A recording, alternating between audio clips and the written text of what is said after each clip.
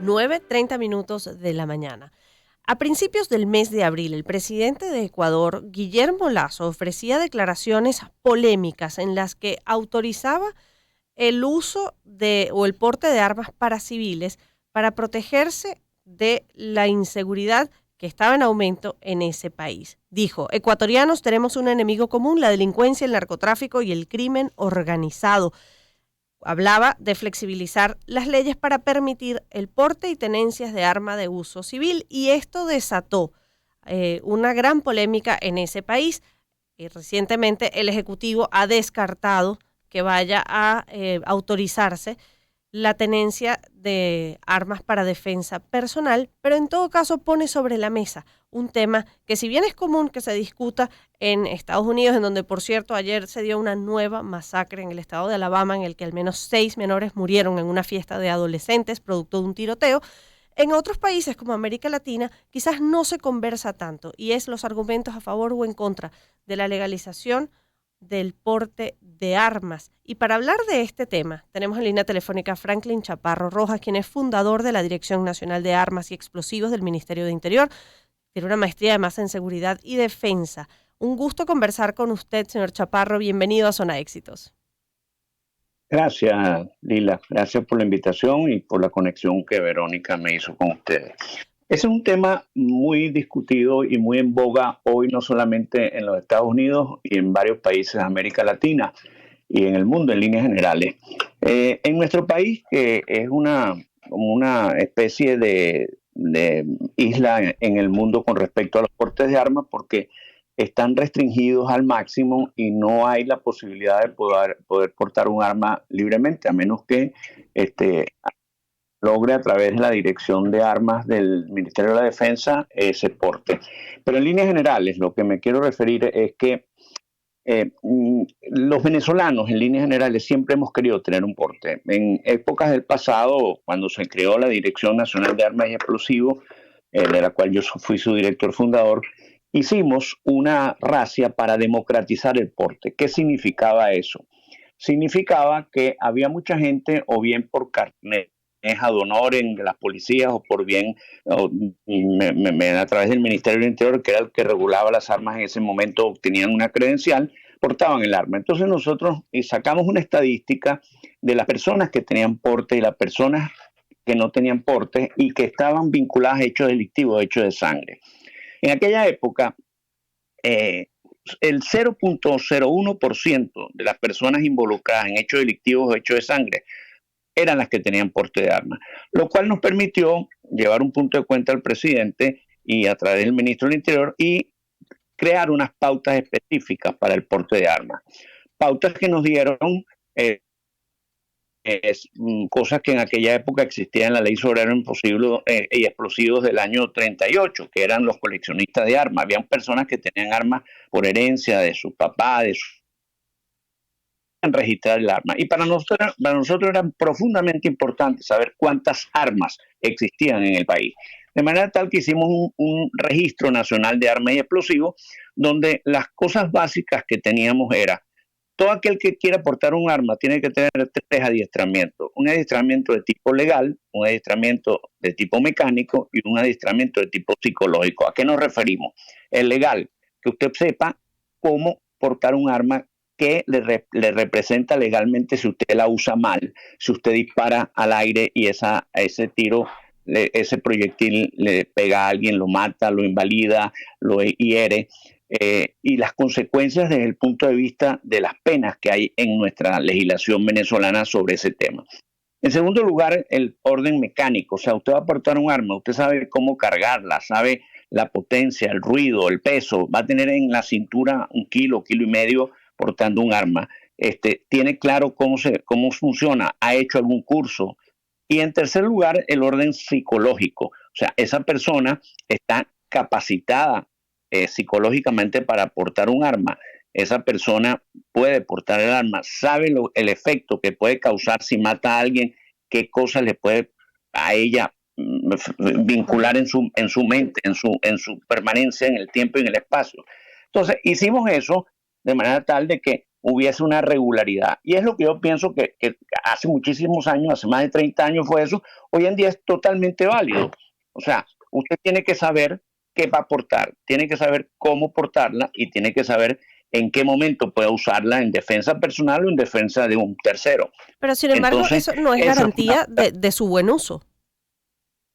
no es una garantía, pero de esa manera nosotros eliminamos del medio personas que tengan daños orgánicos cerebrales, personas que tengan una manera de ser muy violenta. Le hacemos una prueba se le hacía una prueba psicológica en su momento para ver las condiciones mentales en las cuales estaba la persona.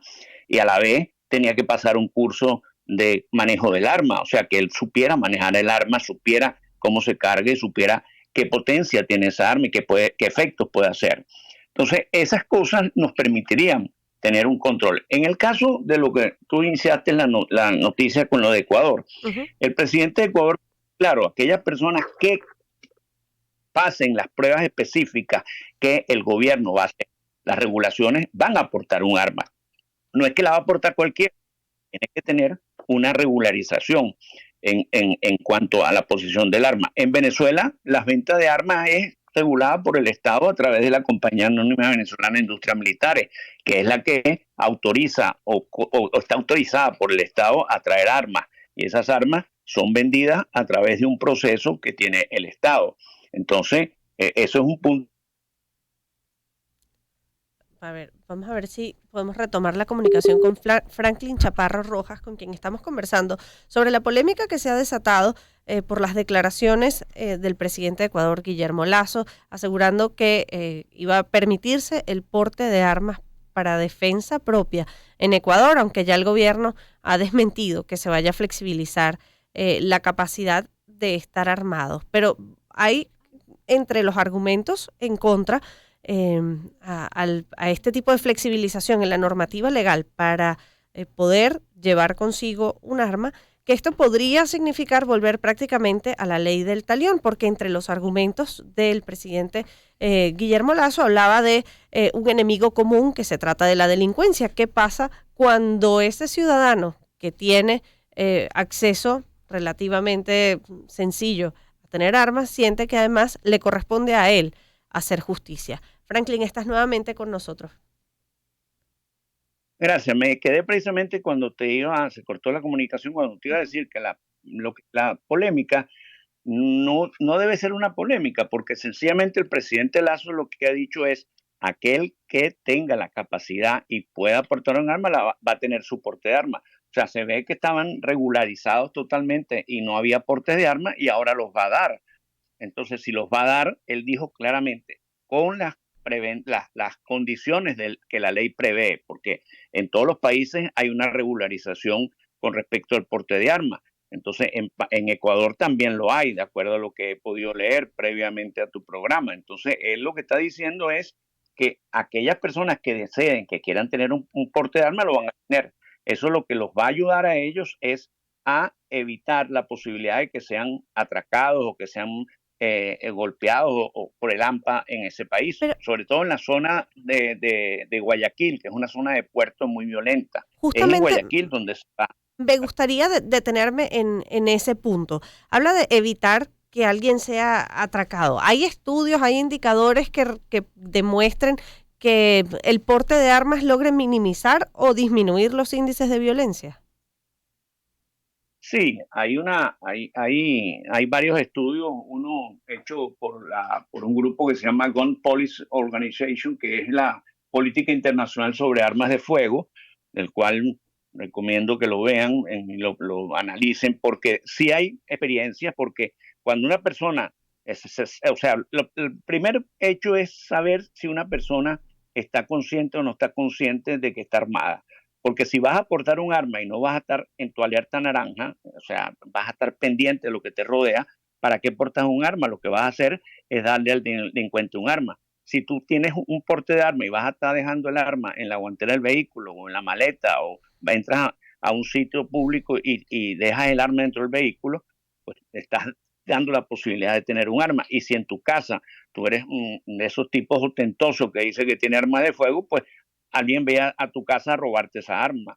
Entonces, la primera cosa es en el triángulo del delito, que es fundamental. El triángulo del delito tiene tres cosas para que no exista esa situación de delincuencia. Tú tienes el medio, ¿ok? Tienes el motivo, que es buscar el arma, y tienes otro punto fundamental, que es la oportunidad. Nosotros lo que tenemos que hacer como personas es, así como el triángulo del fuego, si tú quitas el oxígeno o quitas la materia que se va a consumir o la temperatura, no hay fuego. En el caso del triángulo de la delincuencia, el triángulo del delito es igual. O sea, quita la víctima, quita la oportunidad, aprende a no ser víctima. Entonces, lo primero que tú tienes que hacer es, en tu entorno, como decíamos nosotros en nuestro programa ahí en Unión Radio, sálvese quien sepa.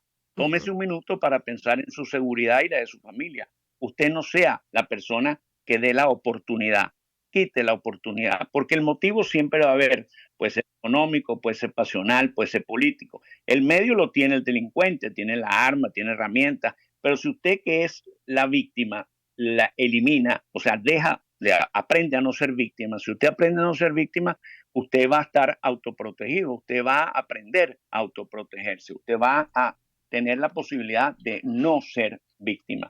Y eso es lo más importante, que tú aprendas a no ser víctima, tengas en tus condiciones, cuando estás en la calle, estés alerta naranja, no estés todo el tiempo en alerta, en modo verde. O sea, siempre hay que estar pendiente de tu entorno. Entonces, eso es lo que se busca. Cuando la persona tiene un arma de fuego, puede tener la posibilidad de evadir o de lograr que la otra persona no lo ataque. Hay infinidad de videos las páginas sociales y en el YouTube de cómo hay personas que van a ser atracadas y al disparar el arma inmediatamente hay una reacción del delincuente a evadir, a irse. Entonces sí, no es que tú vas a tener una patente de corso, no es que tú vas a tener un arma sencillamente para atacar a los demás, sino es para defenderte a ti o defender a alguien si te toca en un momento dado hacerlo. Bueno, eso es lo básico. En todo caso, han declarado el ministro de Defensa en Ecuador que van a continuar los lineamientos y los estrictos controles y los requisitos que existen con respecto al porte de armas, entre los cuales están ser mayor de 25 años, presentar una petición escrita donde se exponga la necesidad de portar un arma, certificado de no contar con antecedentes penales, denuncias o procesos jurídicos por violencia familiar, entre otros, pero yo insisto, esto sigue sin ser garantía y la verdad prefiero que el monopolio de la fuerza lo tenga bueno, en este caso los cuerpos de seguridad que sí están entrenados y capacitados, pero le agradecemos muchísimo al señor Chaparro por haber conversado con nosotros planteando estas discusiones que se dan en varios países, sobre todo en Estados Unidos, en el que el tema de los tiroteos y la disponibilidad de armas es además un tema importantísimo y sigue dando lamentablemente noticias trágicas como la del tiroteo ayer en Alabama. Franklin Chaparro. Los Estados Unidos es otra cosa. En los Estados Unidos hay por constitución la posibilidad y el derecho, es un derecho poder tener armas. Es la enmienda número 2 de la Constitución americana. Entonces, ese es otro cantar. Ahí sí tenemos que ver otra cantidad de cosas diferentes a lo que estás planteando en Ecuador. En Ecuador, tú misma lo acabas de leer. El ministro está dando las pautas y va a haber un registro nacional que se va a hacer ahí, que yo les aconsejaría a ellos que ese registro nacional tenga las pruebas balísticas del caso para que no haya tiros o disparos al aire que no tengan el registro, hacer el registro balístico de todas las armas que se le va a dar o que va a comprar la población o que la población va a tener. Es fundamental que haya un registro balístico para tener una garantía del uso de esas armas. Franklin Chaparro Rojas es fundador de la Dirección Nacional de Armas y Explosivos del Ministerio de Interior y Justicia y magíster en Seguridad y Defensa. 9:44 de la mañana. Hacemos publicidad. Les hablamos de la clínica